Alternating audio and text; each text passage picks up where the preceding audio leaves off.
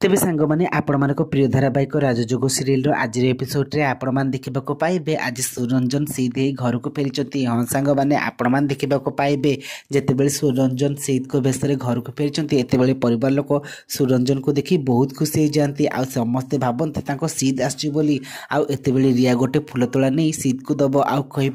Welcome सीध please घर को आसना आते आयान परिवार लोक ऋषभ सोना वरुण आदित्य एम समस्ते सीध को देखी बहुत खुशी हो आ सृजन एम को देखी बहुत खुशी हो। सुरंजन घर को आसवाटा सत नुहे से स्वप्न देखुव आउ कहूब आहा कि मजा आउ एत संजय आसी कह ए उठ तू एबे शोचु एपर्यंत तू शोचु अरे उठ आ सुरंजन न उठवा देखी संजय जाई पानी ढाली दियंती आते सुरंजन कहे अरे बा केते सुंदर स्वप्न देखुली मोर से स्वप्न को भांगीदेल ना आते संजय कह आरे से दिया दीदी को स्वप्न भांगा जाऊँगी